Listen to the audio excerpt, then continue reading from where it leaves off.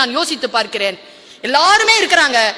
ஒரு சின்ன ஒரு சாதாரண ஒரு பெண், அந்த பெண் ஏதோ ஒரு ரூபாய் கொடுக்கறா, மத்தவங்க எல்லாம் நிறைய காசு கொடுக்கறாங்க. அந்த ஒரு ரூபாய் கொடுத்தவங்க வீட்டுக்கு அவர் போறார், குடிசை வீட்டுக்கு போய் அவர் சாப்பிடுறார்.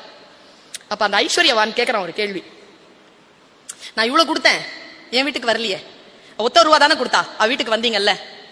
அந்த சீர்திருத்தவாதி சொன்னார், நீ உன்னிலிருந்து 100 ரூபாய் எடுத்து கொடுத்தாய், அவள் தன்னிடம் இருந்த எல்லா ரூபாயும் சேர்த்து ஒற்றை ரூபாயாக கொடுத்தாள்.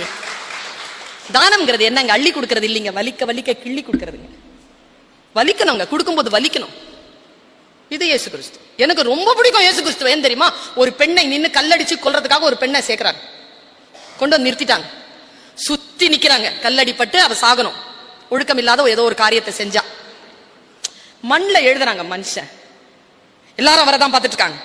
கீழே உட்கார்ந்து மண்ணில் எழுதுகிறார், ஹீப்ரூவில் எழுதுகிறார். என்ன எழுதினார் தெரியுமா? உங்களில் எவன் பாவம் செய்யவில்லையோ அவன் முதல் கல்லை எறியட்டும். ஒருத்தனால அடிக்க முடியலையே கல்லெடுத்து. அழகிகள் கைதுன்னு தானே சொல்றாங்க, அழகன்கள் எங்கே போனார்கள்? அவர்களை பற்றி எந்த குறிப்பும் இல்லையே. அப்படித்தானே போடுறாங்க. பெண்கள் குறித்து தானே எல்லா வசைகளும். முதலில் பெண்ணுக்கான விஷயங்கள் நடைபெறுகின்ற பொழுது அதற்கான ஒரு சமூக குரலாக, தன்னை முன்னிறுத்தி கொண்ட குரலாக இருந்தது இயேசு கிறிஸ்துவின் குரல். நான் இப்படிதான் இயேசு கிறிஸ்துவை பார்க்கிறேன்.